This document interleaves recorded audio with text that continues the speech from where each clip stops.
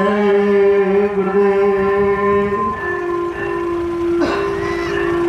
मेरे सतगुरु पधारे दया बरसे, मेरे सतगुरु पधारे दया बरसे, मेरे सतगुरु पधारे दया बरसे, मेरे स्वामी पधारे दया बरसे, मेरे स्वामी पधारे। ज्ञान सूरज की बात न पूछो, ज्ञान सूरज की बात न पूछो, शेष महेश सदा हरसे, मेरे सतगुरु पधारे दया बरसे, मेरे सतगुरु पधारे।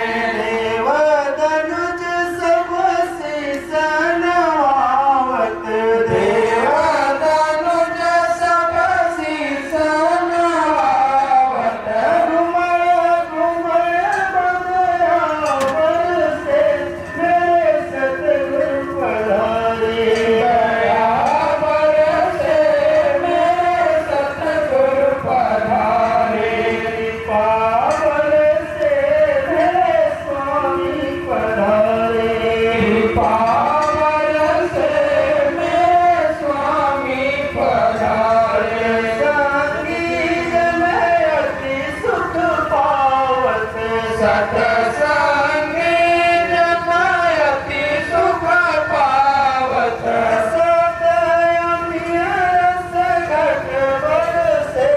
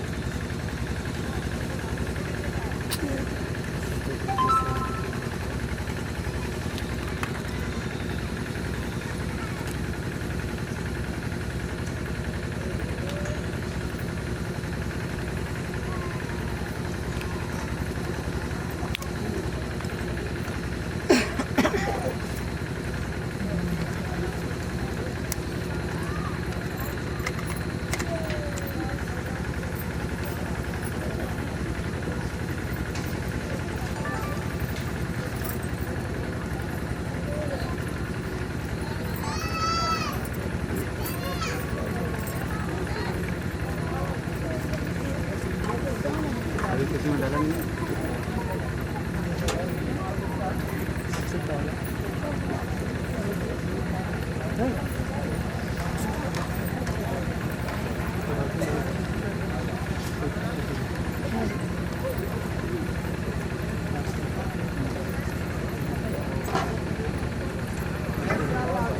आप लोग बैठिए।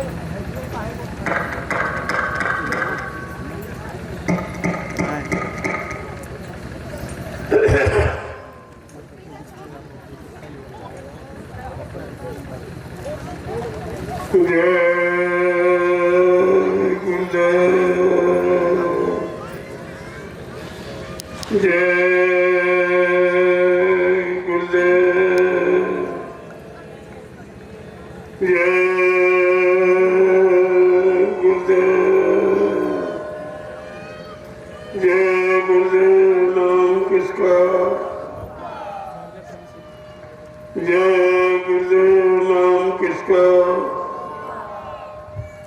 जय गुरुदेव नाम किसका, प्रभु का प्यारा नाम। प्रेमियों, जिस काम के लिए आए हो वो काम पहले करो। पहले सेवा, सत्संग और भजन। जब सेवा करते रहोगे सत्संग भी सुनते रहोगे। जब सत्संग सुनते रहोगे तब तुम्हारी समझ में सब आ जाएगा कि हमें क्या करना क्या नहीं करना, क्या खाना क्या नहीं खाना, किसको देखना किसको नहीं देखना, किसको छूना किसको नहीं छूना, किसकी कमाई का खाना किसकी कमाई का नहीं खाना। अगर ये जानकारी आपको हो जाए तो सत्संग वचन बहुत साफ सुनाई देंगे। अंदर में गंदगी रहेगी, चाहे आंखों की हो चाहे कानों की, चाहे मन बुद्धि चित्त की हो, चाहे शरीर इंद्रियों की, वो गंदगी में वचन सुनाई नहीं देते।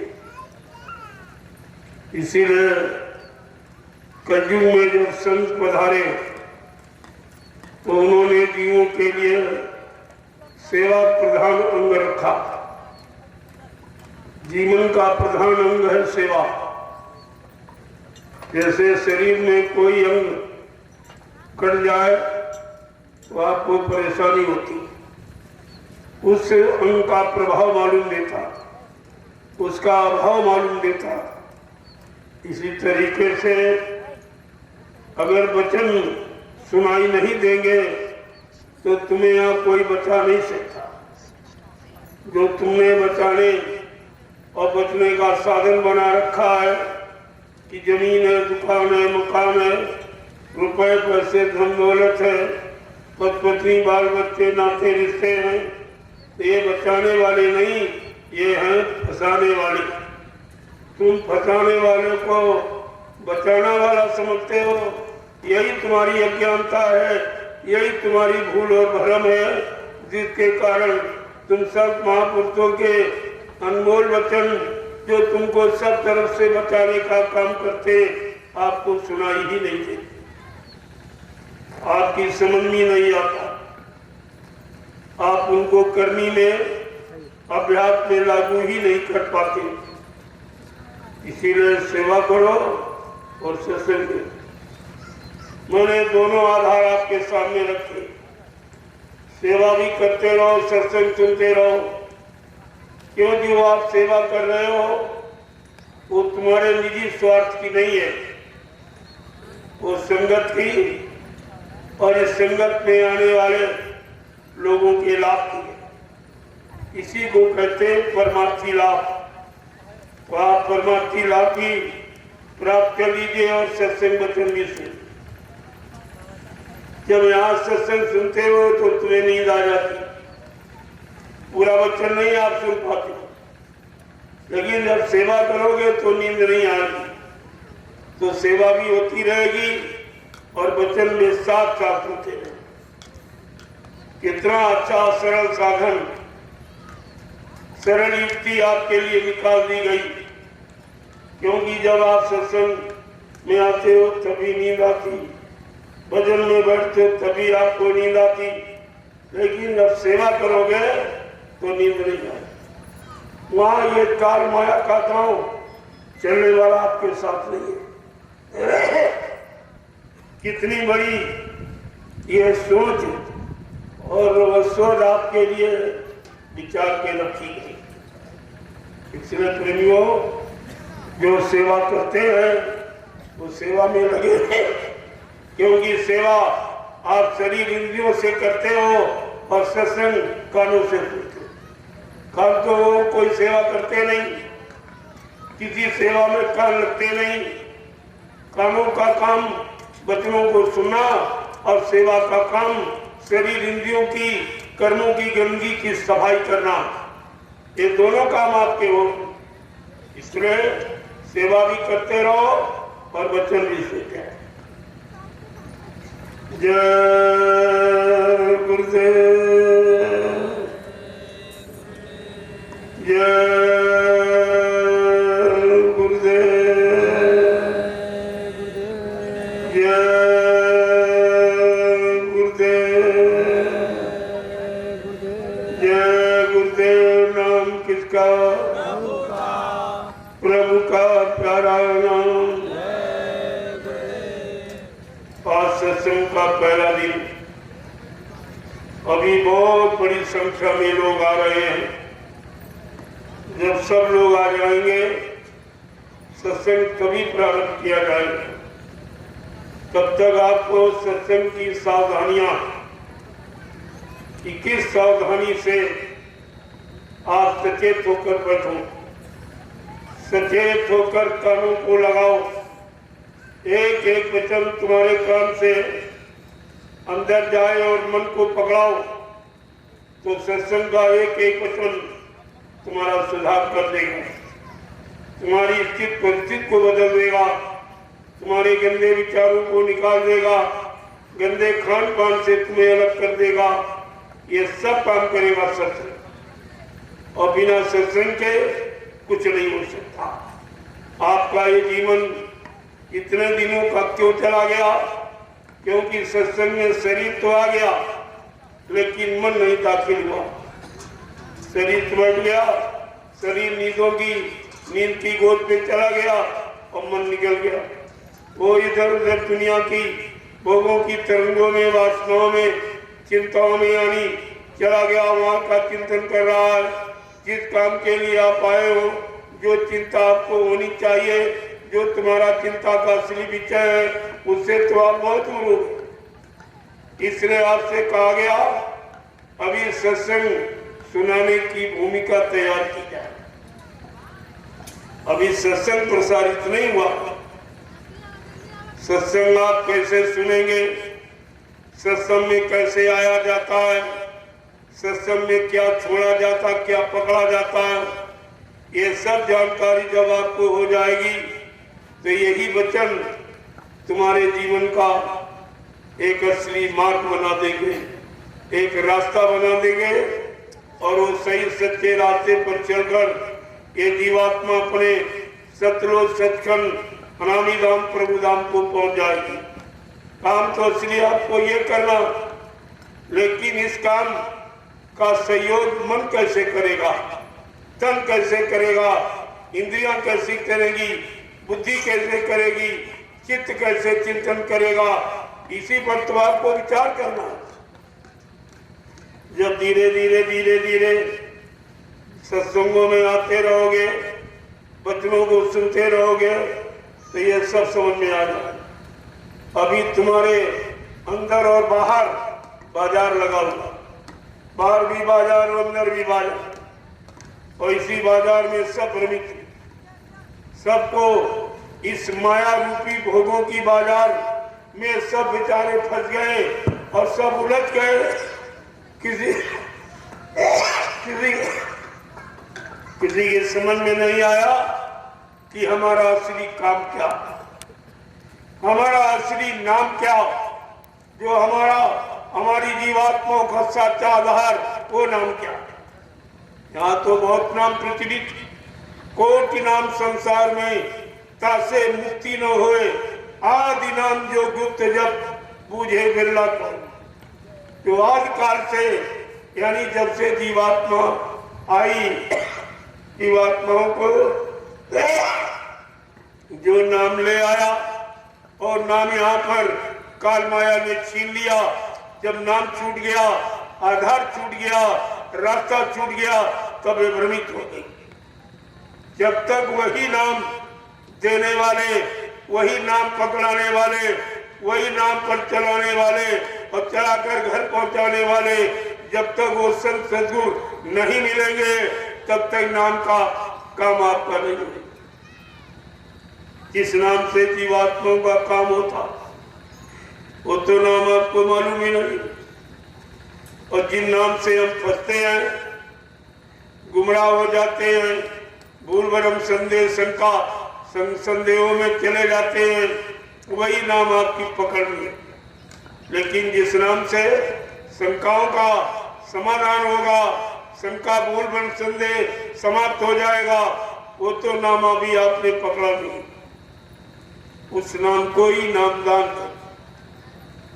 महापुरुषों ने कहा वो दान में मिलेगा, वो मोल नहीं मिलेगा, वो किताबें नहीं देंगी, वो पत्थर नहीं देगा, वो कागज नहीं देगा, वो पानी नहीं देगा, कोई सारी शकल वो नाम को नहीं देगी। कितनी बृहद व्यवस्था है।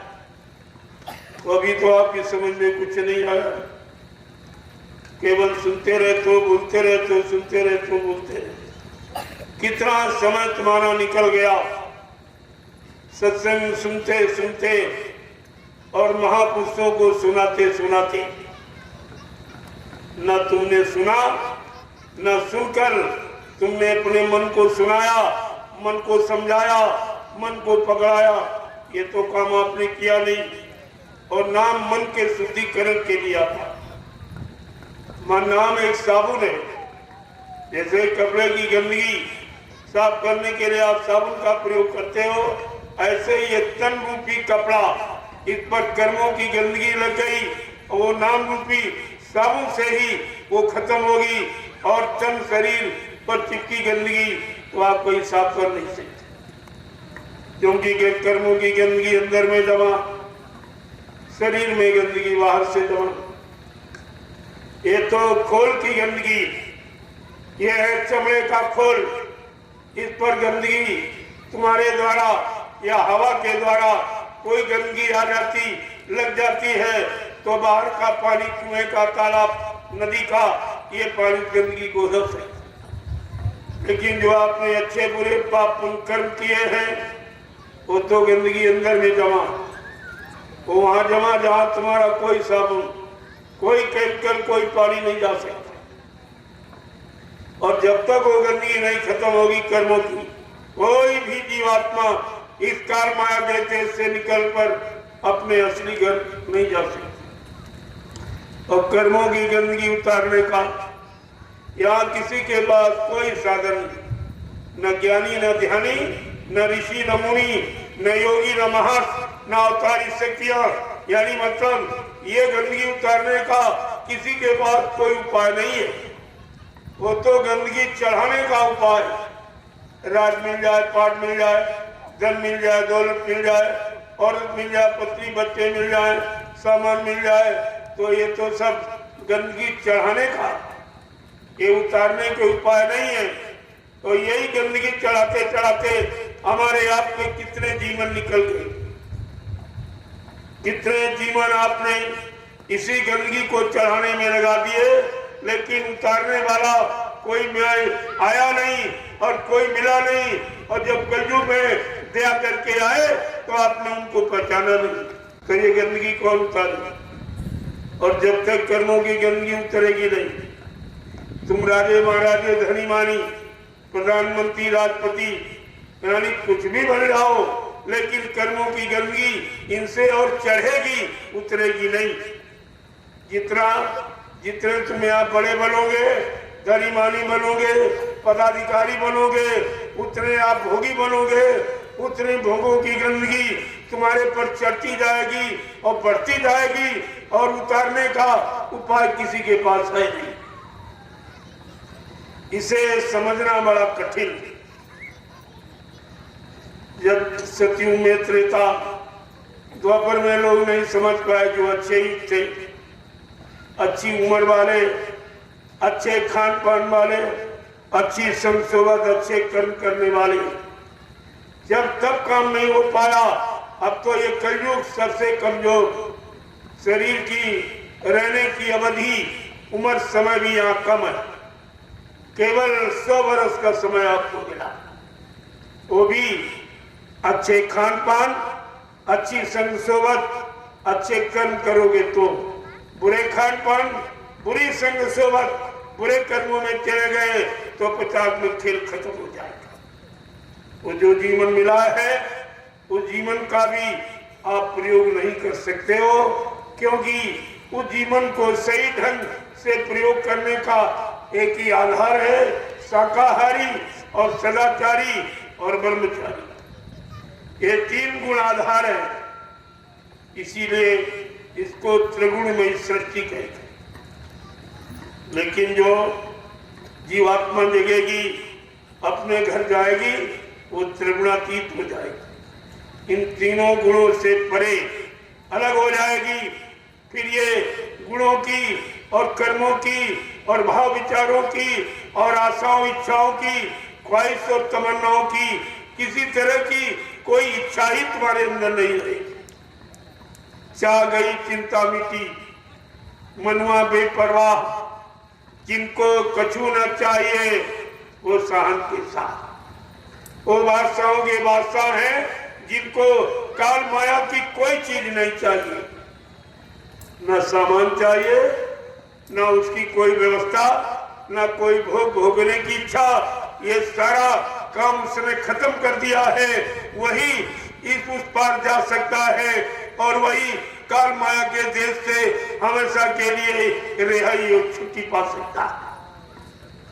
अन्यथा ये काम किसी के वश नहीं। बड़े बड़े धनी मानी इसी में रह गए, बड़े बड़े ऋषि मुनि योगी महर्षि ब्रह्मचारी अवतारी शक्तियां, ये सब धोखा खा गई। इन्होंने भी काल माया के दांव को नहीं समझा, उसके फसाव को, उसके कर्मों के जाल को वो भी नहीं समझ पाए। तो ये हम सब कलयुग के गंदे कमजोर भोगी विलासी जीव कैसे बच पाएंगे, कैसे समझ पाएंगे। हमें आपको तो कोई समर्थ सहयोगी चाहिए जो हमको हर तरफ से अपना सहयोग, अपनी बल और शक्ति ताकत देकर हमें उधर से इधर मोड़ के खड़ा कर दे और चला दे और हाथ पकड़ के घर पहुंचा दी। हमें तो ऐसे समर्थ सहयोगी की आवश्यकता। प्रेमियों, ये बात सुनने में कितनी सरल है, करने में उतनी ही कठिन है। संत महापुरुषों के वचन वाणी सुनने में बहुत सरल दिखाई देती, लेकिन जब मन पर दबाव पड़ता है तो बड़ा कठिन दिखाई देता। कहता भी है कि वचन हमारे बस का नहीं है, जो मैं सुनकर अपने जीवन में उतारूं या पालन करूं या उसके अनुसार अपने जीवन को चलाकर पाक साफ निर्मल पवित्र बना सकूं, तब ये जीव सोचता है कि मेरे बस का नहीं है। जब पिछले इतिहासों को पढ़ते हैं कि सतयुग अच्छा सत्य का युग था, तब लोग नहीं कर पाए, तब नहीं यानी प्राप्त कर पाए, तब जीवात्मा को नहीं जगा पाए, परमात्मा से नहीं मिल पाए। और इसके बाद जब त्रेता आया 10,000 वर्ष की उम्र वाला, उसमें भी लोग नहीं कर पाए। अब द्वापर आया 1,000 वर्ष की उम्र वाला, उसमें भी नहीं कर पाए। तो ये कलयुग तो 100 वर्ष का ही है और इसमें आप कैसे करोगे? और उसमें भी अभी होश नहीं है, अभी तुम्हारे पर बेहोशी है, अभी तुम्हें भी नहीं समझ पाए हो कितना समय निकल गया, कितना बाकी रह गया। न निकलने की चिंता है और न समझने का कोई इरादा है। अभी ये भी कुछ नहीं हो पाया। किसी का 40, किसी का 50, किसी का 60-70 निकल गया। अब कलयुग में कितना समय ये शरीर में रहने का, परिवार में फंसने का और धन दौलत और धंधों में उलझने का आपका कितना समय रह गया। कभी इस पर आप विचार ही नहीं कर पाते हो, तुम्हारा उधर ध्यान ही नहीं जाता है, तुम्हारी उधर समझ ही नहीं पैदा होती है। इसीलिए तो का कलयुग सब नहीं आम युग, जो नरकर विश्वास। कलयुग के समान अच्छा युग जीवात्माओं के कल्याण का न कभी रहा और न कभी रहेगा, क्यों इसमें संत पधारी है। स्वयं करने वाला, स्वयं जीवात्मा को जगाने वाला, परमात्मा से मिलाने वाला वो स्वयं आया है और उसने कहा कि भव सागर भरमो नहीं, ये प्रताप हमार निश्चय करके मान ले तो तुरंत उतारू पार। अरे केवल मान ले, जान ले, पहचान ले, अपना बना ले तो काय उसमें कोई शंका नहीं है। इस भवसागर के पार ले जाके खड़ा कर दूंगा। ये तो किसी में सहूलियत नहीं हुई। ऐसा वादा करने वाला, ऐसा समृद्ध सहयोगी कभी आया नहीं और वैसा वादा किसी ने किया नहीं।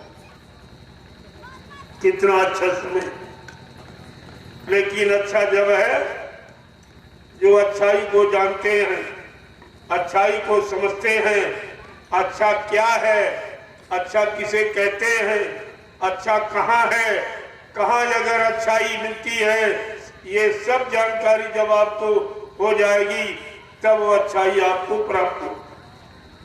सुनने से नहीं, क्या अच्छा अच्छा कहने से अच्छे हो गया, अच्छा अच्छा पढ़ने से क्या अच्छे बन गए, अच्छा अच्छा खाने से क्या आप अच्छे हो गए, ये तो आप तो बुरे हो गए। जितना अच्छा खाया उतने बुरे कर्म किया। तो जरा सादा खा के देख लो, जो मानो जीवन का असली भोजन जीने के लिए, आपके जीवन को निरोगी यानी बनाने के लिए, पाक साफ निर्मल पवित्र बनाने के लिए जरा उसको खा के देख लीजिए तो तुम्हारा काम सहज बन जाए। लेकिन वो अच्छा समझ में कब आएगा, क्योंकि तुमने मान्यता अच्छे बुरे काम के दिए, बुरे काम को अच्छा समझा, बुरे खान पान को अच्छा समझा, बुरी संसोबत को अच्छा समझा, बुरे कर्मों को आपने अच्छा समझा। इसलिए तुम्हारी समझ ही जब बुरी हो गई तो तुम अच्छाई को कैसे पकड़ोगे और अच्छा यानी कैसे अपनाओगे और अच्छे कैसे बनोगे, ये सब आपको ध्यान में रखना। प्रेमियों, इसको कहते हैं सत्य, सत्य का सत्य, सत्य ही अच्छा और सत्य ही सच्चा और सत्य ही सुंदर और सत्य ही न मिटने वाला, न खत्म होने वाला, न नष्ट होने वाला। लेकिन वो सत्य का संग जब करोगे तब सत्य की परिभाषा समझ में आएगी कि सत्य क्या है। दो आंखों से देख रहे हो ये सत्य नहीं, दो कानों से सुन रहे हो ये भी सत्य नहीं, और मन बुद्धि चित्त और इंद्रियों से जो कर रहे हो ये भी सत्य नहीं। क्योंकि जो तुम्हारे जीवन का आधार है वही सत्य नहीं है। तुम्हारा ये जीवन जीना ही सत्य नहीं है, ये जीवन ही आपका सत्य नहीं है तो तुम सत्य समझोगे कैसे? तुम्हारे सत्य समझने का दायरा इतना संकुचित, इतना सीमित है कि आप उसे समझ ही नहीं सकते हो बिना सत्संग बचनों के। ये सत्य का संग किए सत्य की समझ किसी को नहीं आएगी। कहा तो कुछ जो कुछ दो नैनों से देखे, काल भोग सब करता और सब मर जाए, सत्य नहीं मरता। का वो सत्य है जो इन आंखों से दिखाई नहीं देता, इन कानों से सुनाई नहीं देता, इन कानों का विषय नहीं, इन आंखों का विषय नहीं, इन इंद्रियों का, शरीर का विषय नहीं, इन मन बुद्धि चित्त का विषय नहीं। वो सत्य है, आत्मा का विषय है। इसलिए सच्चित आनंद आत्मा को मिलता है, शरीर को नहीं मिलता। शरीर मन को क्षणिक सुख जो नाशवान है, जो तुमको खराब करने वाला, तुमको फंसाने वाला, अच्छाई और सच्चाई से दूर रखने वाला। अभी आपने सत्य का अनुभव ही कहाँ किया, क्योंकि सत्य जीवन का सच्चा अनुभव है। और सत्य न उपजे बावड़ी, सत्य न हट विकार। ये जमीन में पैदा नहीं होता और ये बाजारों में मिलता नहीं है, इसका कोई दुकान नहीं लगाई गई। सत्य संतों के पास खजाना है, जो सत्य का भंडार, जो सत्यदेव सचखंड सत्यलोक से आते वो सच्चाई का भंडार लेके आते हैं, वही तुमको हर सच्चाई का अनुभव कराएंगे कि सत्य क्या है। उनका दर्शन, उनका स्पर्श ही तुम्हें सत्य का अनुभव कराएगा, तुम्हें सत्य की तरफ ले जाएगा खींच करके, और सत्य से जब मिला देगा तब सच्चिदानंद आपको प्राप्त होगा। इसी की प्राप्ति के लिए बेचारे ऋषि मुनि जंगलों में चले गए। जहां बैठे हो ये ऋषि मुनियों की तपोभूमि, 88,000 ऋषि मुनि धोखा खा गए। सारा जीवन इसी जमीन पर तपस्या में बिता दिया, लेकिन सच्चिदानंद और सच्चिदानंद नहीं मिला, उनको भी नहीं मिला, वो भी बेचारे खाली रह गए। इसलिए गोस्वामी जी महाराज को उन 88,000 ऋषियों की तपोभूमि, उनकी तपस्या का, उनके अखंड संयम त्याग वैराग का लाभ इस धरती पर किसको मिलेगा? तो संत गोस्वामी जी महाराज को रामचरितमानस लिखकर उस सत्य का आपको अनुभव कराना पड़ा। उन्होंने लिखा है, तीर्थवर नेमिष विख्याता अति पुनीत साधक सुखदाता। ये नैमिषारण्य तीर्थों का महातीर्थ है और का अति पुनीत, जिसकी कोई इतना पवित्र है, इतना पावन है, जिसके कोई उपमा यानी कलम और स्याही और कागज पर लिखकर बयान नहीं की जा सकती। ऐसी इसकी उपमा। क्या कह रहे हैं? किसका लाभ मिलेगा? कौन लाभ पाने का अधिकारी है 88,000 ऋषियों की तपस्या का? क्या कहते हैं? तीर्थवर नेमिष विख्याता अति पुनीत साधक सुखदाता। ये पावन पुनीत है, अति पुनीत, जबकि अति सर्वत्र वर्जित, अति वर्जित है। लेकिन गोस्वामी जी महाराज ने इस भूमि के लिए अति शब्द को छिपा नहीं पाया, का इतना पुनीत है जिसकी कोई महिमा यानी वाणी से बखान नहीं की जा सकती, और कागज और कलम और स्याही से लिखकर बताई नहीं जा सकती है। ऐसी महिमा है। का इसका लाभ कौन पाएगा?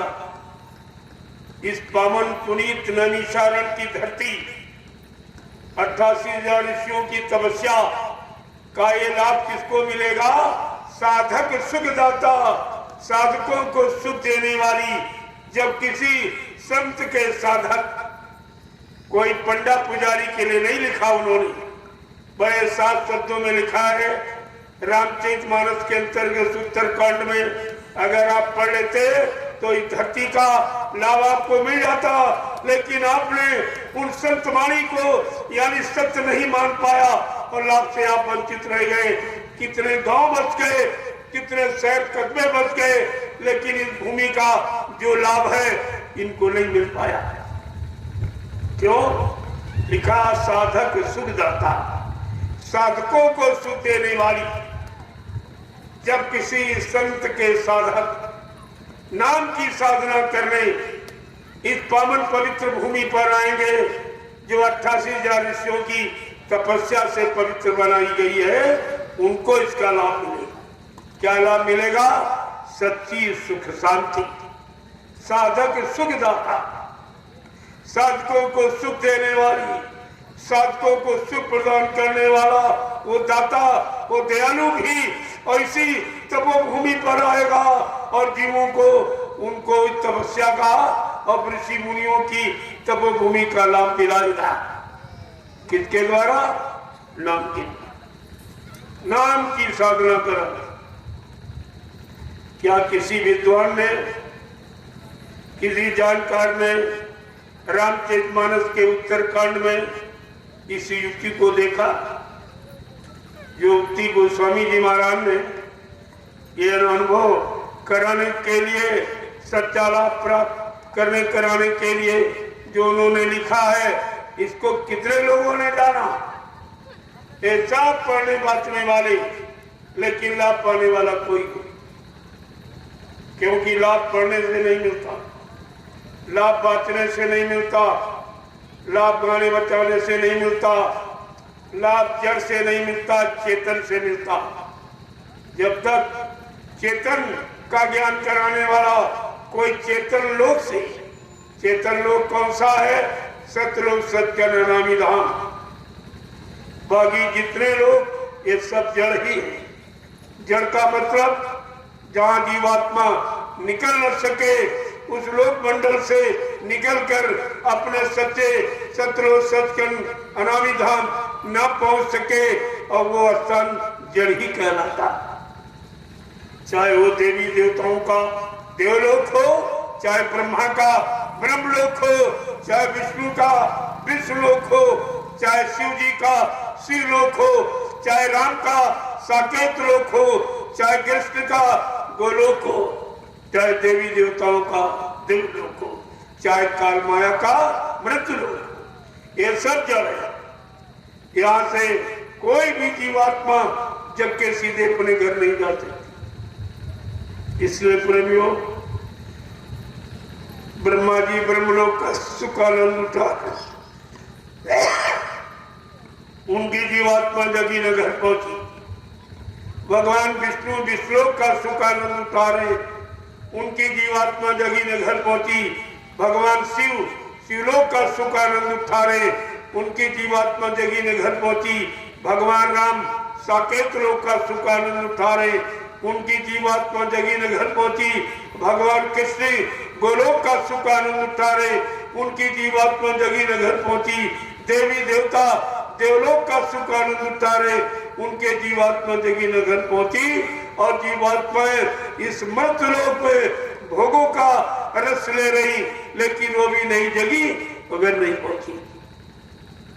देखिए कितना गहन विषय है, कितना जटिल विषय है। इसे समझना मानव बुद्धि के परे, वो नहीं समझ सकता। जब इनको नहीं मिला घर तो तुमको कैसे मिलेगा? यहाँ तो इन्हीं को प्राथमिकता दे दी गई।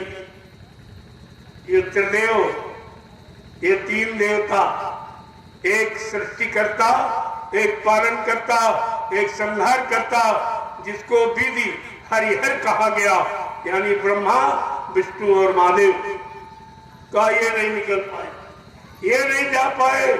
इनकी जीवात्मा अपने घर नहीं पहुंच पाई, इनका बंधन नहीं, छुटकारा नहीं मिल पाया।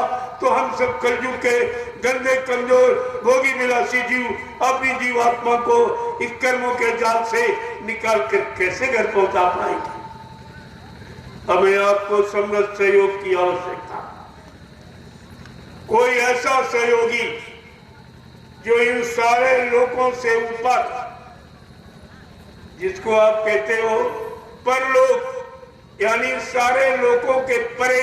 परलोक का मतलब स्वर्ग वैकुंठ लोक नहीं होता, जो सारे लोगों के परे माने ऊपर, जो सबसे ऊपर सतलोक सचखंड अनामी धाम प्रभु धाम, जहां से सारी सुरते हुए जीवात्माएं ये सब लोगों से होकर के और सबसे नीचे इस मृत्यु मंडल पर उतारी गई का इनके परे जहां से जीवात्मा आई, उस लोक से जब तक कोई इन बीच के लोगों से होता हुआ, बीच के लोगों की जानकारी करता हुआ और इस काल माया के यानी मृत्यु लोक में जब तक नहीं आएगा, तो मृत्यु लोक में कर्मों के जाल में फंसी सुते हुए जीवात्माएं एक कभी निकल नहीं पाएंगे। जब सतयुग त्रेता द्वापर अच्छे युग थे, अच्छी उम्र वाले, अच्छे खान पान, अच्छे कर्म वाले जब वो नहीं निकल पाए, तो हम सब कलयुग के गंदे कमजोर भोगी विलासी जी कैसे निकलेंगे? बड़ा अहम विषय है ये निकलने का। ये तो संतों की महिमा है कि घिरी बदरिया पाप की बरस रहे अंगार, और संत ने आते जगत में तो जर मरता संसार। जय गुरुदेव। का अगर संत महापुरुषों का आगमन इस भारत भूमि पर न हुआ होता तो हम सब जीवात्माओं को इस काल माया के जाल से निकलने का कभी मौका ही नहीं मिलता। जब वो रामकृष्ण नहीं निकल पाए, जिनको आपने भगवान कहा, वो भी बेचारे फंसे, वो भी रात पर धन दौलत, मान सम्मान, अधिकार, पद पत्नी, बाल बच्चों में भी फंसे थे और तुम भी उन्हीं में फंसे हो। तो ये तुम्हारे जैसे थे, जो तुम्हारे जैसा है वो तुम्हें कैसे निकालेगा, कैसे निकाल के ले जाएगा। जो कभी निकला नहीं और घर पहुंचा नहीं, वो तुम्हें कैसे पहुंचाएगा। और तुम्हारे ऐसे ही दरबारों पर तुमने आस लगा के बैठे रहे और जनता की ममता में ये मत्था टेकते रहे और समय बिताते रहे। कभी ये आपने नहीं समझा ये तो मेरे जैसा ही जड़ शरीर वाला है, मेरे जैसा ही मान सम्मान प्राप्त करने वाला, मेरे जैसा ही पद पत्नी बाल बच्चों में फंसा रहने वाला, रात पर धन दौलत की इच्छा रखने वाला, ये तो मेरे जैसा ही है। ये मेरा भगवान कैसे? भगवान यानी भाग्य का वन माने निर्माता, बनाने वाला, तुम्हारे भाग का निर्माण कर दे, वो तुम्हारा भगवान होता है। तुम्हारे भाग का निर्माण कर। भाग का निर्माण का मतलब तुमको इस मानो ये शरीर से अलग और तुमको 4,84 लाख सारे शरीरों से अलग, कभी इन शरीरों में तुम्हारी जीवात्मा को न आना होगा, न फंसना होगा, न जन्म मरण के चक्कर में रहना होगा। इन सब से निकालकर जो सच्चे सतलोक सचखंड अनामी धाम पहुंचा दे का ये है निकालने वाला, ये है पहुंचाने वाला, ये तुम्हारा सच्चा हमदर्द और हितैषी और सहयोगी है। लेकिन तुमने अपने सहयोगी को, अपने परम हितैषी को, अपने सुचिंतक को, अपने रहबर रहनुमा को न तुमने पहचाना और न पहचानने की अभी तुम्हारे अंदर कोई शक्ति है। वो तो जबरदस्ती अपना अनुभव कराती, दर्शन देके, स्पर्श देके, सब तरह से तरह तरह का अनुभव आपको कराते। कम से कम तुम ये समझ जाओ कि हमारा काम कहां से होगा। हमारा जड़ शरीर, इन जड़ शरीरों से कब मुक्ति पाएगा, कब जन्म मरण से छुटकारा पाएगा, कब कर्म माया के देश से आवागमन रहित कर पाएगा। प्रेमियों, काम तो इसलिए, और इस काम को कोई करना नहीं जानता। ये काम तुम्हारा कोई नहीं कर सकता। रात पर धन दौलत दे सकता, पद पत्नी बाल बच्चे पैदा करा सकता, मान सम्मान अधिकार दे सकता, लेकिन तुम्हारी जीवात्मा को मुक्ति प्रदान नहीं कर सकता। यह काम कोई नहीं करे। इसलिए प्रेमियों, ये मानव जीवन एक अवसर, एक चांस, एक मौका आपको मिला। क्यों? जब जीवात्मा मनुष्य मंदिर में आएगी, मनुष्य शरीर में आएगी और इस मृत्यु मंडल में मनुष्य शरीर के जानकार जब संत महात्मा फकीर मिलेंगे और उनसे जानकारी ले लेगा और जानकारी ले करके अपने घर जाने का अभ्यास करने लगेगा, तब ये मुक्त हो जाएगा। ऐसे मुक्ति नहीं मिलती। सारी शंकाओं का समाधान हर युग की व्यवस्था को समझाने के लिए समर्थ दाता दयालु ने अपनी मुक्ति का दिवस निर्धारित किया कि मुक्ति दिवस जो 23 मार्च 1977 से ये मुक्ति दिवस का प्रचार हुआ। जितने लोगों को ये नाम का रास्ता मिला है और वो नाम के रास्ते को जो पा गए, और समय निकाल कर घर गृहस्थी परिवार से कुछ थोड़ा बहुत समय दे रहे हैं नाम की कमाई में, नहीं समय दे रहे हैं तो कम से कम मन बुद्धि चित्त को पाक साफ तो रखो, क्योंकि उन्होंने ये सिद्ध करके कहा है निर्मल मन जन सो मोह पावे। कितनी बड़ी बात कह दी कि निर्मल मन जन सो मोह पावे और मोह छल छिद्र कपट नहीं पावे। कहते हैं मुझको पहले कहा साधना करने वाला पाएगा, जीवात्मा जगाने वाला पाएगा, जीवात्मा को घर पहुंचाने वाला पाएगा, लेकिन अंत में क्या कहा कि मैं इतना सहूलियत, इतनी सरलता सुगमता कर दूंगा अपने बच्चों के लिए, केवल अगर वो अपने मन बुद्धि चित्त को पाक साफ निर्मल बना देंगे तब भी मैं उनका ये काम कर दूंगा।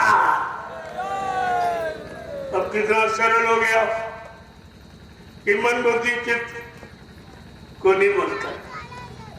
गोस्वामी महाराज को लिखना पड़ा, ये जानकारी कलयुग के जीवों को देनी पड़ी कि निर्मल मन जन सो मोह पावे। अब ये नहीं कहा कि नाम कमाई वाला पाएगा, नाम दान पाने वाला पाएगा, कहा नहीं, अगर उसने मन बुद्धि चित्त को निर्मल पवित्र कर लिया, जो शरीर ये मानो अनमोल मंदिर आपको परमात्मा की प्राप्ति के लिए मिला, अगर इसको आपने केवल पवित्र रखा तब भी आपका ये काम कर दिया जाएगा।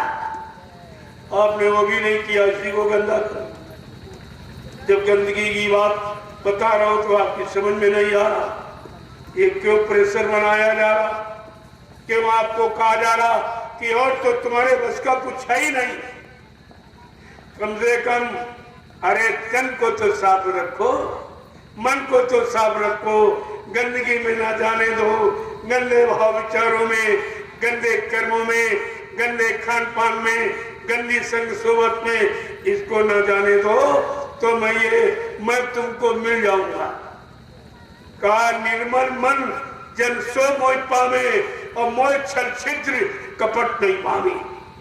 अगर आपने ये शुद्धता, ये पवित्रता और निर्मलता और चरित्रता अगर आपने सीख ली और धारण कर ली, कहा तभी मैं तुमको प्राप्त हो जाऊंगा, तुमको मिल जाऊंगा और तुम्हारी जीवात्मा को मालिक से मिला दूंगा। ये कितना सरल है। ये है संतों की दया, ये है संतों की महिमा। इतना सरल इस मृत्यु लोक में किसी ने नहीं किया। कबीर साहब से लेकर हजारों संत आए, लेकिन ये सरलता, ये सुगमता किसी ने जीवों के लिए प्रदान नहीं की है जो सम्राट दाता दयालु बाबा जय गुरुदेव जी महाराज ने की। लेकिन आपने उनको अपना नहीं बना पाया,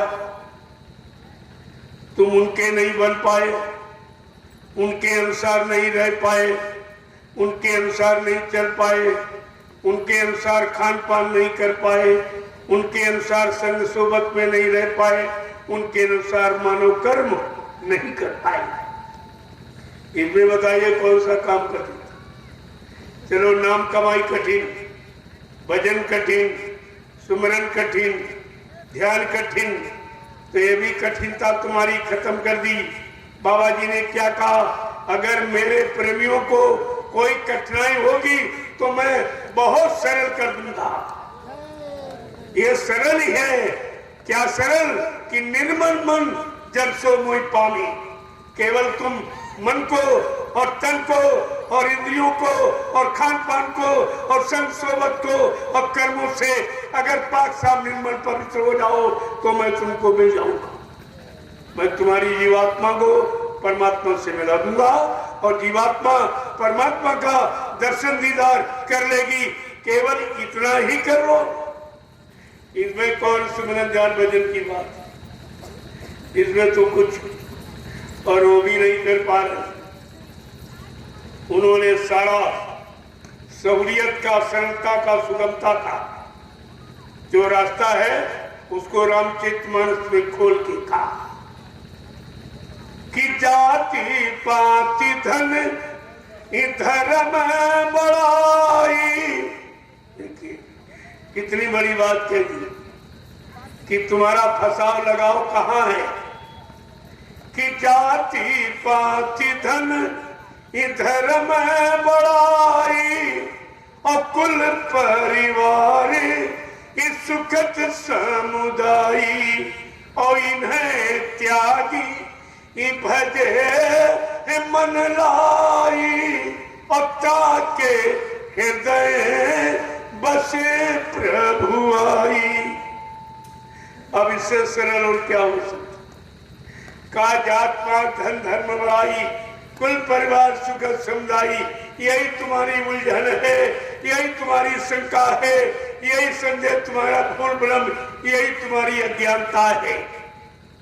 का जो इनको छोड़ देगा, इनको जाति पाति धन धर्म बड़ाई कुल परिवार सुखद समुदाय इन्हें त्याग, जो इतनों का परित्याग कर देगा ताकि हृदय बसे प्रभु आई, उसके हृदय में कलयुग में प्रभु नाम का वास सुख, प्रभु नाम का वास। कितना सरल है, या सरल भी नहीं कर सकते, कठिन तो तुम्हारे बस का है ही नहीं, लेकिन सरल तुम्हारी समझ में अभी नहीं आया कि उन्होंने क्या सरल किया अपने जीवों के लिए, कितनी सरलता सुगमता उन्होंने प्रदान की, ये भी तुम नहीं समझ पा रहे हैं। इसलिए प्रेमियों का समझ कहां से आती है? करिए नित्य सत्संग बाधा सकल मिटाए, फिर ऐसा अवसर ना मिले दुर्लभ नर्तन पाए। हर रोज दर रोज प्रतिरोज सत्संग करो, सुनो सुनाओ पढ़ो पढ़ाओ नहीं करो। तो करने के लिए तो आपके अंदर सब कुछ विद्यमान है। मन तुम्हारे पास, तन तुम्हारे पास, इंद्रियां तुम्हारे पास, बुद्धि तुम्हारे पास, चित्त तुम्हारे पास, कहीं से ले आना आपको नहीं, सब कुछ मौजूद है। बस केवल तुम्हारा मन करने के लिए मौजूद हाजिर नहीं होता, ये कमी, इसी कमी को दूर करना। इसलिए संतों ने क्या कहा? तुम किसी के पीछे मत पड़ो, कोई तुम्हारा या दुश्मन नहीं, कोई तुम्हारा विरोधी नहीं, कोई तुम्हारा नुकसान करने वाला नहीं है। कहा नुकसान करने वाला कौन? दुश्मन तुम्हारा कौन है? बड़ा बैरी है मन घट में, इसी को जीतना कठिना। असली दुश्मन, असली बैरी, ऐसी शत्रु तुम्हारा मन तो तुम्हारे मनुष्य मंदिर में अंदर बैठा, यही सिखाता है। इनसे झगड़ा करो, इनसे लड़ाई करो, इनको मारो काटो, इनको सताओ, इनको अपमानित करो, यही कहता है। और तुमने आज तक अपने असली दुश्मन को न समझा है, न पकड़ पाया, न अपने मनुष्य मंदिर से निकाल के बाहर कर पाया। इस दुश्मन को आपने नहीं कर, बड़ा बैरी है मन घट में, इसी को जीतना कठिना। पढ़ो तुम इसी के पीछे और सभी यत्न तजरा। कोई यत्न, कोई साधन, कोई क्रिया आपको कुछ नहीं कलयुग में करना है। गोस्वामी जी महाराज ने तुम्हारा ये भी भ्रम दूर कर दिया। यही कलिकाल न साधन दूजा, मन कर्म वचन गुरु पद पूजा। कलयुग में कोई साधन, कोई योग, कोई पूजा, कोई व्रत, कोई दान, कोई हवन जब तक यज्ञ नहीं है। केवल क्या है? गुरु पद पूजा, गुरु के वचनों की पूजा, गुरु के बताए रास्ते पर चलना और उस रास्ते पर चलकर अपनी जीवात्मा को जगाना, परमात्मा से मिलाना, इसको इसके घर पहुंचाना, ये काम करने का अधिकार आपको कलयुग में मिला। तभी कहा है कलयुग जोग यज्ञ नहीं दाना, एक आधार नाम गुणगाना।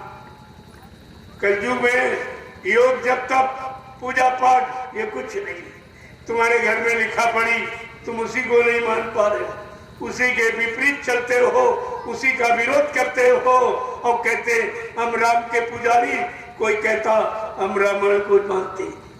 कुछ नहीं, तुम राम को मानते हो लेकिन राम की नहीं मानते, रामायण को मानते हो रामायण की नहीं मानते, मंदिर को मानते हो मंदिर की नहीं मानते कि मंदिर किसने बनाया गया, स्थान किस लिए बनाया गया, इस स्थान का महत्व क्या है, इससे मिलने वाला लाभ क्या है, उसको आप नहीं मान पाए। उदाहरण के लिए आपके ये बगल में एक संत का, ये संत का स्थान है और तुम नहीं मानता दे पाए, यहीं पर तुम गंदगी फैलाते हो, गंदे खान पान करते हो। मैं जब आपको मना करता हूँ, अरे भाई ये देवस्थान है, ये संत की तपोभूमि है, वो उनका स्थान है, उनकी पूजा करने का आपको अधिकार है, गंदगी फैलाने का अधिकार नहीं है, गंदा खान पान करके इस भूमि को अपवित्र करने का अधिकार नहीं आपको कुदरत की तरफ से सख्त सजा मिलेगी। नहीं तुम्हारी समझ में आ रहा, मैं जब से आया हूं तब से आपको बता रहा कि इतना भारी जंगल पड़ा हुआ।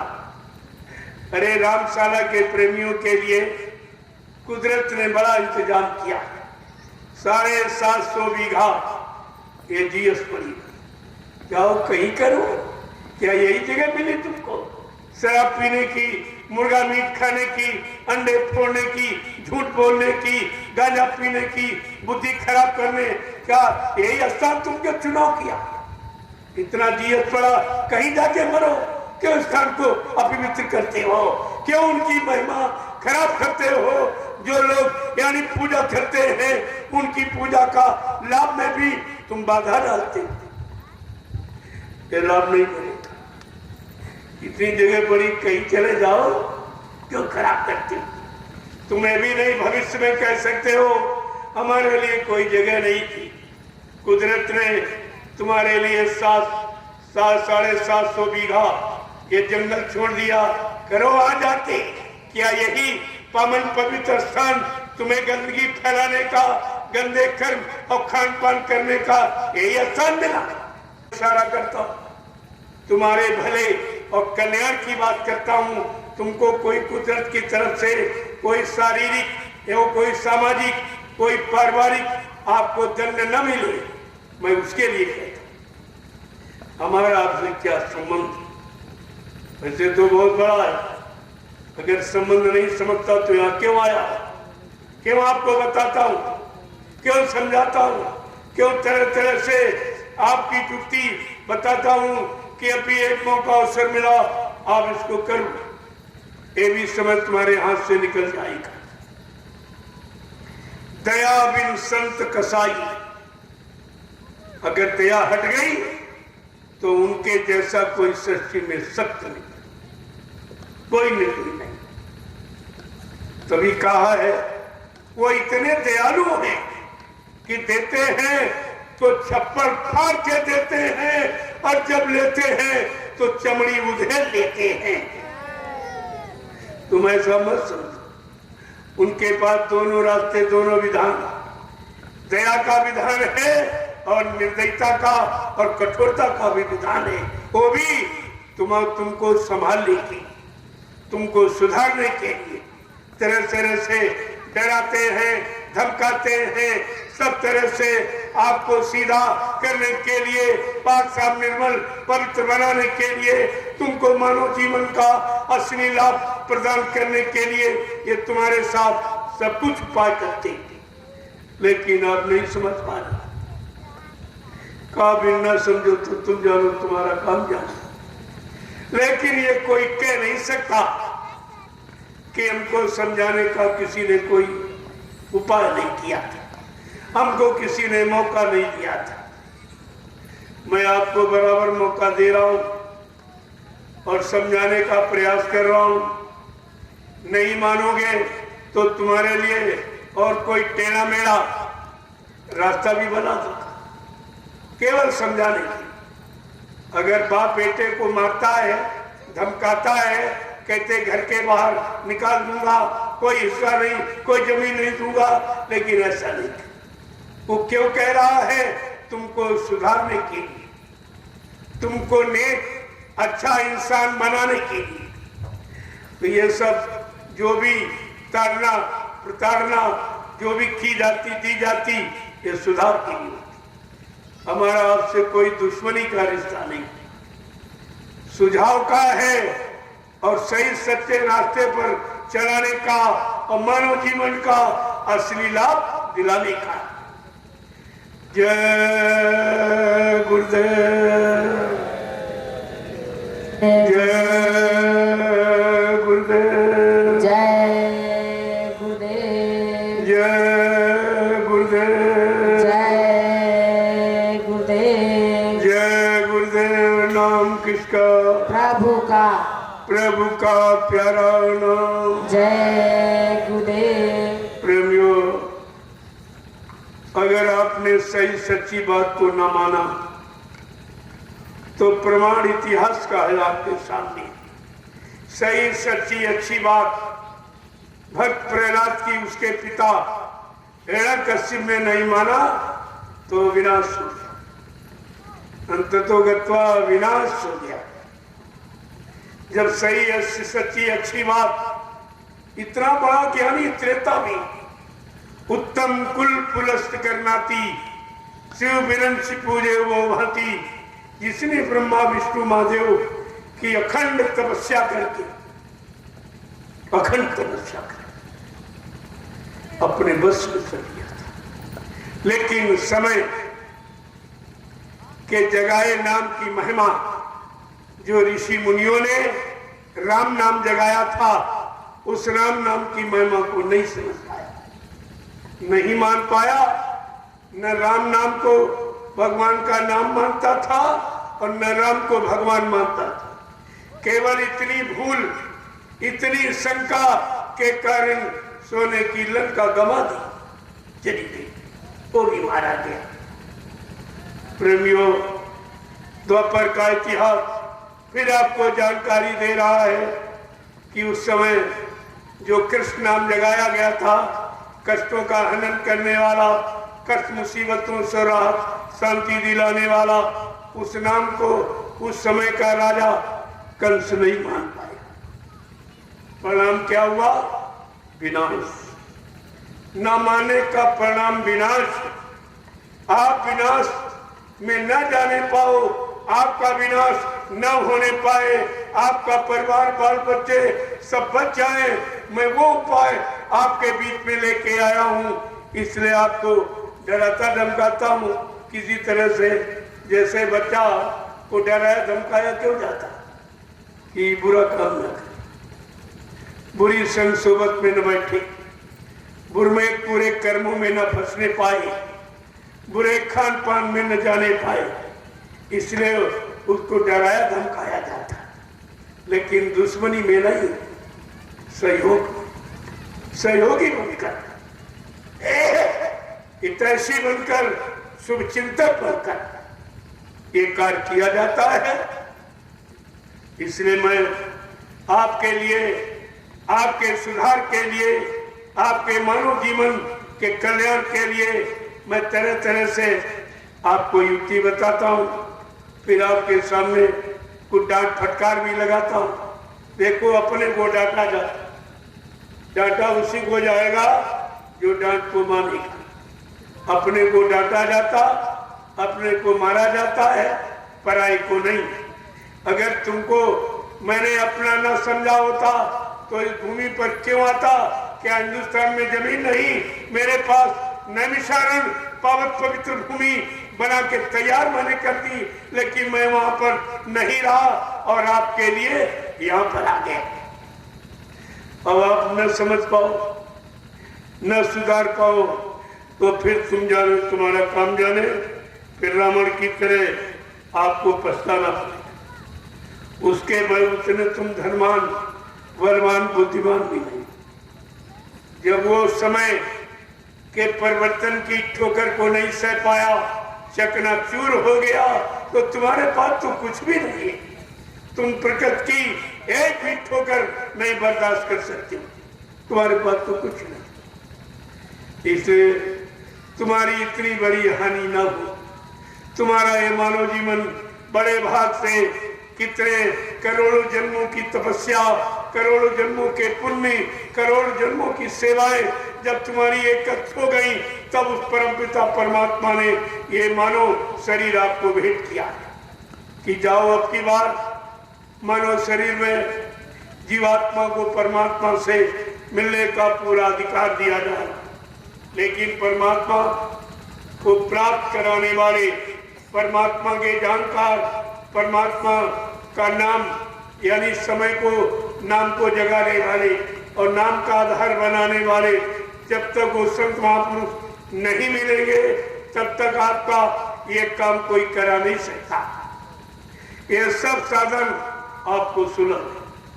अब आप नहीं करोगे तो फिर तुमको किसी तरफ से कोई माफी नहीं मिलेगी। माफी मिलने के सारे साधन आपने ठुकरा दिए, फिर आपको ये माफी नहीं। बाद में आप मत कहना मेरे पास पहले बड़ा विरोध करते थे, कहते मैं बाबा जी के पास जाना नहीं चाहता, मैं उनके वचनों को सुनना नहीं चाहता, जहाँ उनका सत्संग होगा मैं कानों को बंद कर लूंगा।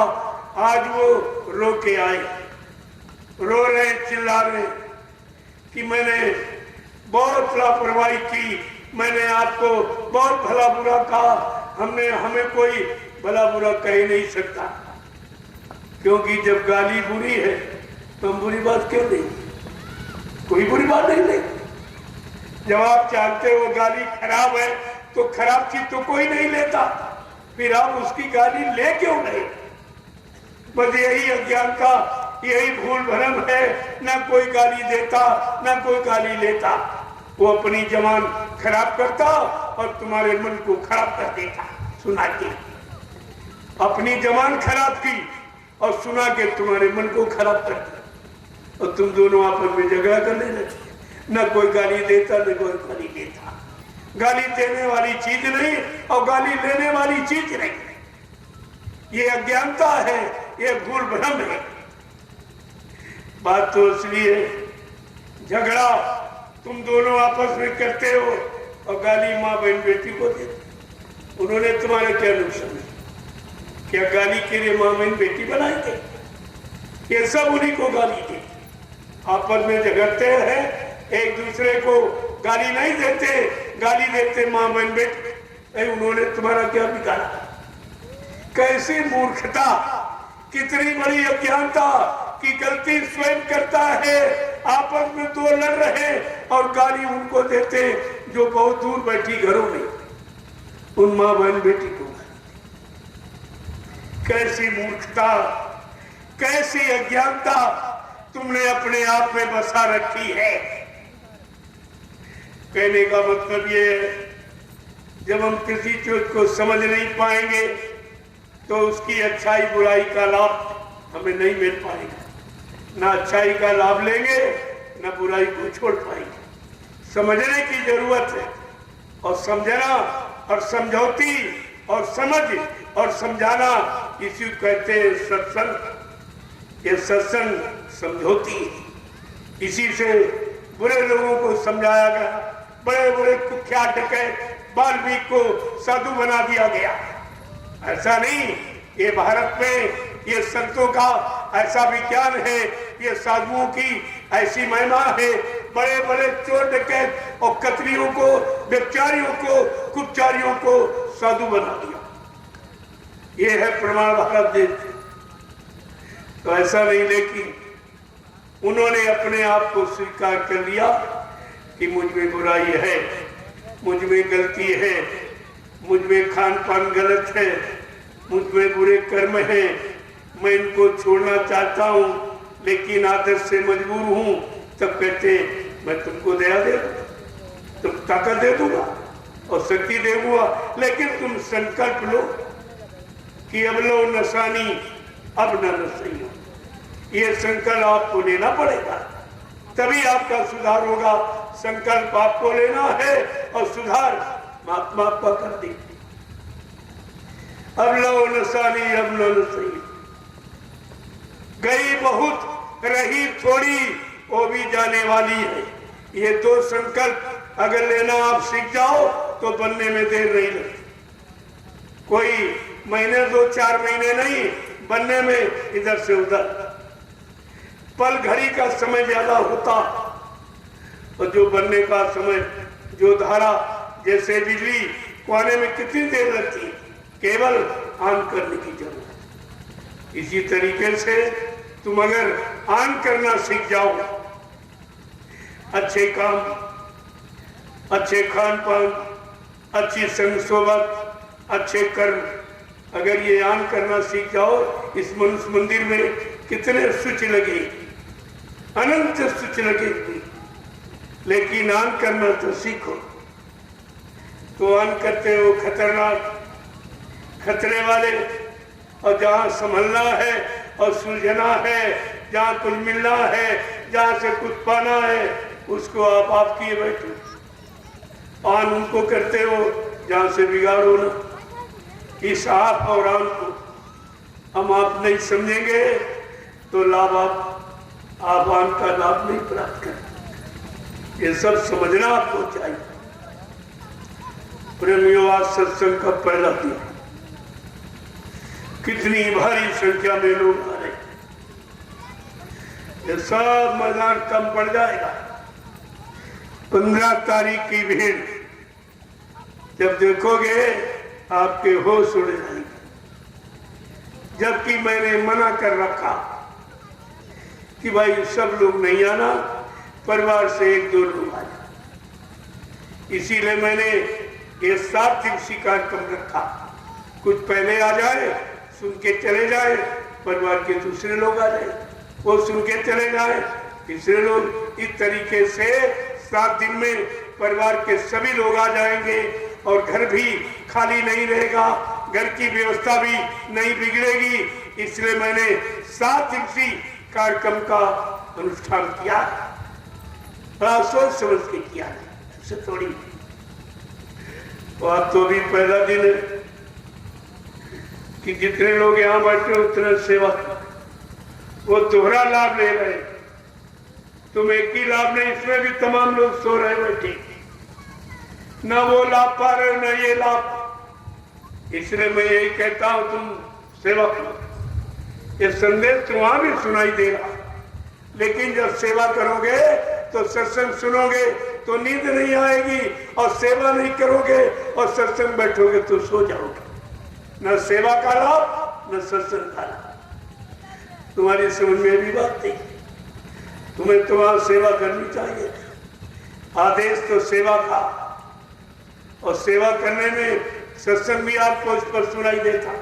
सब जगह ये साउंड बंधे हुए, वहां तक सब पूरी आवाज, जहां तक ये अपनी जमीन का यानी क्षेत्रफल है, वहां सब जगह आवाज ये पहुंचाई जा रही कि जहां कहीं भी व्यक्ति कोई सेवा में लगा हो, सेवा भी करता रहेगा, सत्संग भी सुनता रहेगा, उसको दोनों तरफ का लाभ मिलेगा, सेवा का और सत्संग का। ये डबल लाभ आपके लिए नहीं आप समझ पाते, इसीलिए आप हर लाभ से वंचित रह जाते। सारा समय इसी भूल भ्रम अज्ञानता में व्यतीत करते हो। सही सच्ची अच्छी बात तुम्हारी समझ में आती ही नहीं। जय गुरुदेव। तब वो सब प्रेमी आ जाएंगे, तब वो विधिवत संदेश ये भी है, ये भी अच्छा है। जो आज आपने सुना वो कभी नहीं सुना था, ये भी संदेश अच्छा नहीं है। ये कभी आपको नहीं सुनने को मिला था जो आज आप। धीरे धीरे रोज का रोज जैसे प्रेमी बढ़ते जाएंगे, सत्संग बढ़ता जाएगा। सत्संग तो प्रेमियों के लिए, जब प्रेमी आ जाएंगे तो ये प्रेम का पवित्र निर्मल संदेश उनको भी बता दिया जाएगा, उनको भी मिल जाएगा, अच्छा रहेगा। इसलिए सच्चा प्रेम महात्मा करती, वो तुम्हारी गंदगी को निकालने का, और दुनिया के लोग गंदगी बढ़ाने का प्रेम करते, प्रेम करके तुम्हारे शरीर को गंदा, तुम्हारे इंद्रियों को गंदा, तुम्हारी शक्ति को गंदा, तुम्हारे ज्ञान और विवेक और संयम और त्याग सबको गंदा कर देते।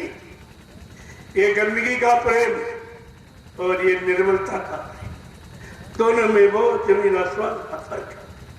यही आपको समझना है। कभी कहा है सच्चा प्रेम कहाँ है? संतों के पास खजाना है, प्रेमी दीवाना होता है। जब प्रेम खजाना मिलता है, प्रेमी मस्ताना होता है।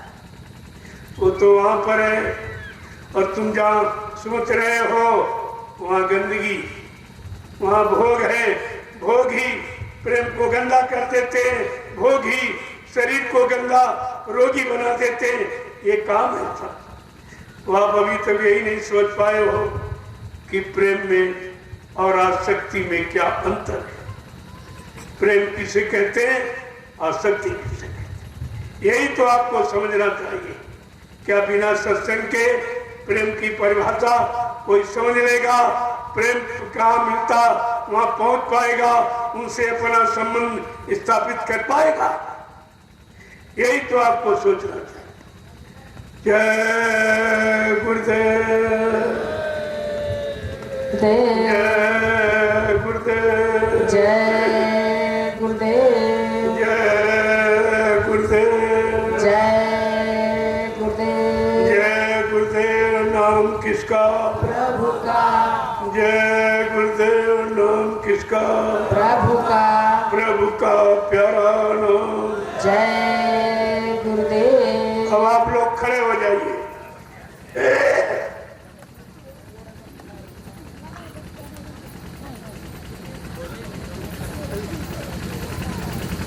ये भी नींद को भगाने का दूसरा उपाय है, खड़ा हो जाए। खड़े हो जाने में नींद भाग जाए। और किसके लिए खड़ा होना है? अगर ये समझ लो तो नींद हमेशा के लिए चली जाए।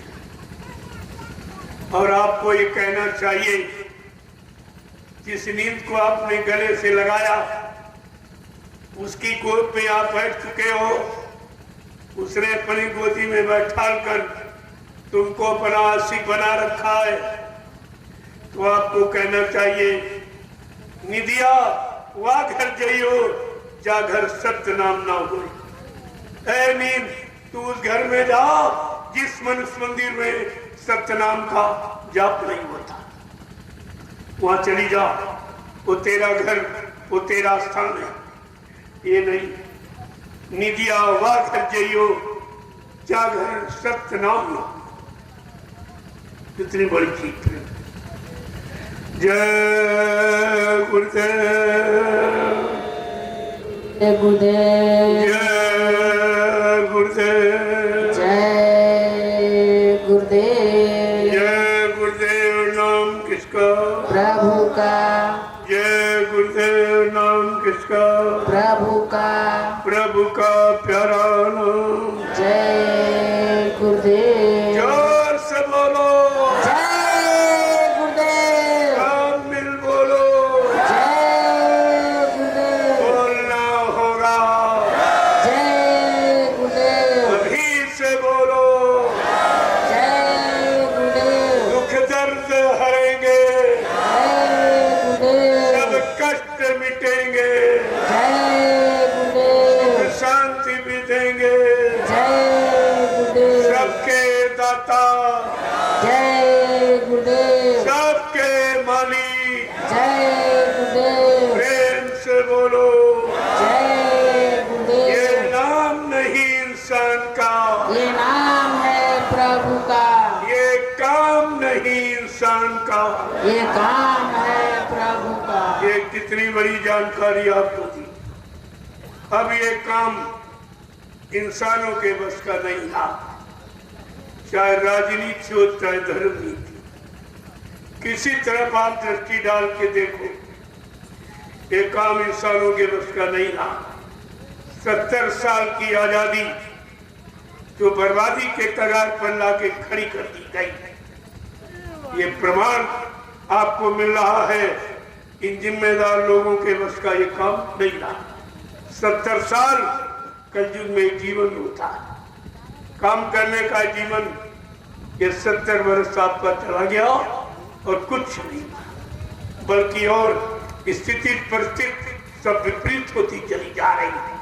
जीने का रास्ता एकदम जटिल और गंदा होता चला जा रहा है। तो अब तो ये किसी बस की बात नहीं। इसलिए आपको ये जानकारी दी जाए, ये काम नहीं इंसान का और ये नाम नहीं इंसान का। बगैर नाम के काम नहीं होता। नाम और काम ये दोनों की जानकारी आपको दी जा रही है। अब आपको अन्यत्र कोई जानकारी लेने की आवश्यकता ही नहीं कि वो उन नामों की जानकारी आपके पास बहुत पहले से, और नाम लेते लेते तुम्हारा पूरा जीवन चला गया। नाम का कोई काम अभी तक तो हुआ नहीं, क्योंकि उन नामों से काम होने का समय निकल गया। वो समय गुजर गया। बीता हुआ गुजरा हुआ जमाना आता नहीं दोबारा। जो समय बीत जाता है, जो निकल जाता, वापस नहीं आता। तो जो समय चला गया वापस कैसे आएगा? जो नाम आए, लोगों ने बताए, उस समय जो लोग माने वो बच गए और जिन्होंने विरोध किया वो मारे गए।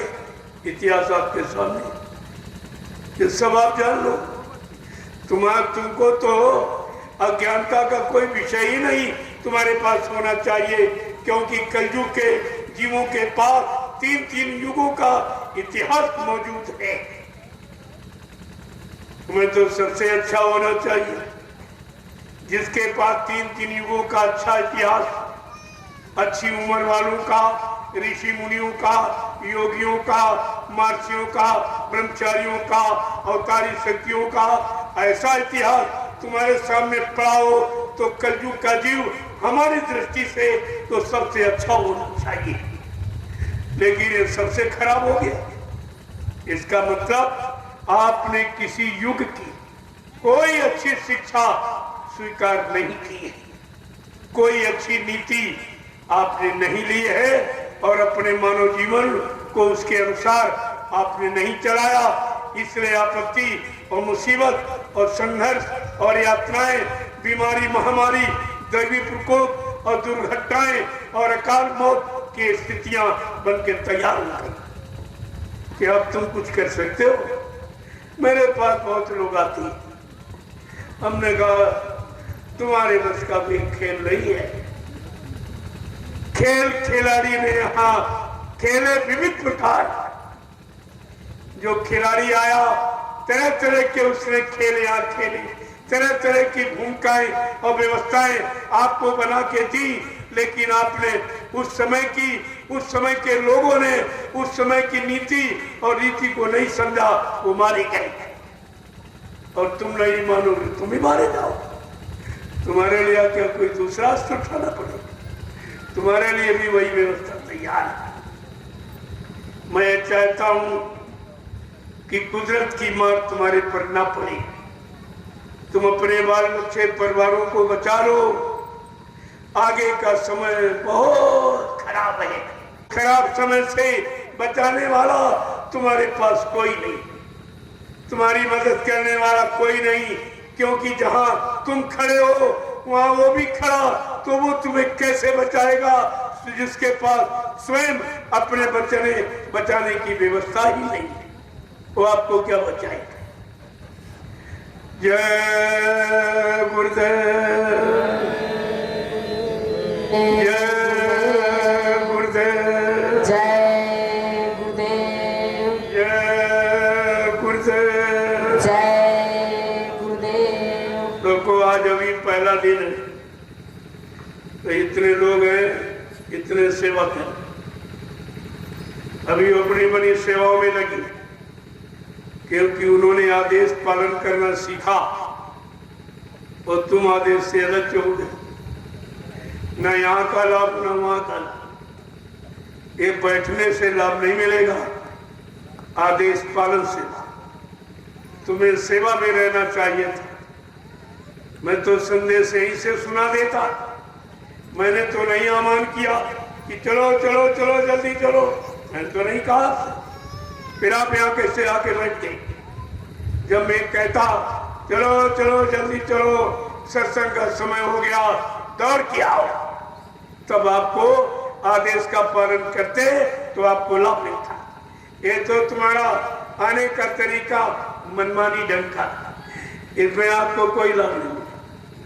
वही आप सेवा करते, मैं संदेश तुम्हारे कानों तक यहीं से पहुंचा देता, आपको सेवा का लाभ और इस सत्संग दोनों का लाभ आपको मिल जाता। आप कितने बड़े जानकार बन जाते। लेकिन कुछ तुम मनमानी करने से बाज नहीं आते। हमेशा मनमानी का भूत तुम्हारे सिर पे सवार, वो तुमको आदेश पालन, आज्ञा पालन, नियम पालन कभी करने ही नहीं देता। तुम हमेशा मनमुक्ता में रहते हो और गुरुमुक्ता से दूर चले जाते हो। तो आपको लाभ मनमुक्ता से मिलेगा, गुरुमुक्ता से मिलेगा। ये अभी तक निर्णय नहीं ले पाए। जय गुरुदेव, जय गुरुदेव, जय गुरुदेव। अब मैं आपको दर्शन के लिए नहीं चलूंगा, आपका दर्शन करूंगा, आपको प्रणाम करूंगा। किनको?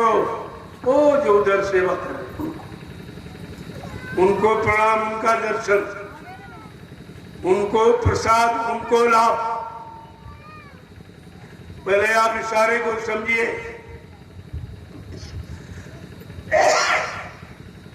चिराग के नीचे हमेशा अंधेरा ही रहता, तो आपको लाभ कैसे मिल जाएगा?